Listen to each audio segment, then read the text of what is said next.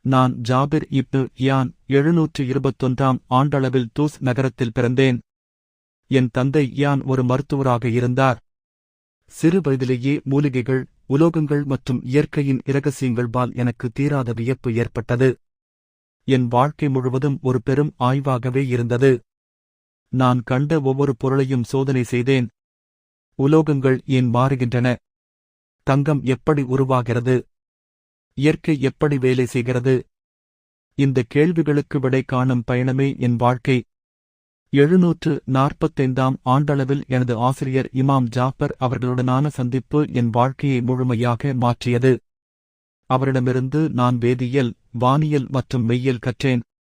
அவர் கற்றுத்தந்த அடிப்படைகளே பின்னர் எனது அனைத்து கண்டுபிடிப்புகளுக்கும் அடித்தளமாயின. எனது ஆய்வுகளின் மையக்கருத்து ரசவாதம். ஆனால் அது பொன்னைத் தேடும் முட்டாள்தனமான முயற்சி அல்ல, உலகின் அடிப்படைத் தன்மையை புரிந்து கொள்ளும் ஒரு அறிவியல். நான் எழுதிய கிதாப் அல்கிமியா வேதியியல் நூல் மற்றும் கிதாப் அல் சப்ரின் மகத்தான படைப்பு போன்ற நூல்களில் என் கண்டுபிடிப்புகளை விளக்கினேன். உலோகங்களின் பண்புகளை மாற்றும் முறைகளைக் கண்டறிந்தேன்.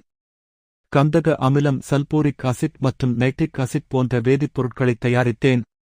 தண்ணீரை சுத்திகரிக்கும் முறைகள், உலோகங்களை சுத்தம் செய்யும் வழிகள், நிறமிகள் தயாரிப்பு போன்ற நூற்றுக்கணக்கான கண்டுபிடிப்புகள் செய்தேன்.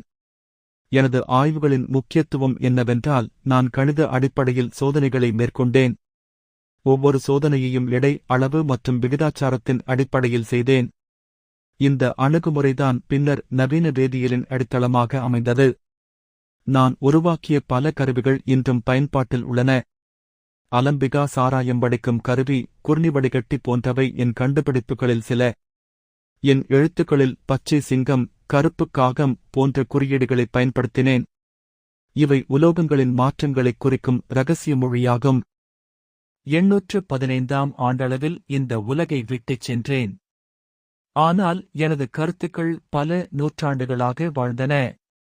எனது நூல்கள் லத்தீன் மொழியில் மொழிபெயர்க்கப்பட்டு ஐரோப்பிய அறிவியல் புரட்சிக்கு வித்திட்டன.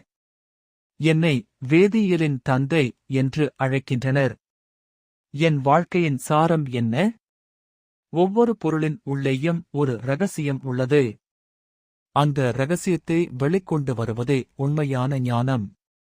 நான் ஒரு ரசவாதி, ஆனால் பொன்னை தேடியவன் அல்ல, உண்மையைத் தேடியவன். இயற்கையின் விதிகளைப் புரிந்து கொள்வதே உண்மையான மகிமை. இன்றும் என் ஆய்வுக் கூடத்தில் நான் உயிருடன் இருக்கிறேன். ஒவ்வொரு வேதியியல் ஆய்வகத்திலும், ஒவ்வொரு விஞ்ஞானியின் சிந்தனையிலும் நான் வாழ்கிறேன்.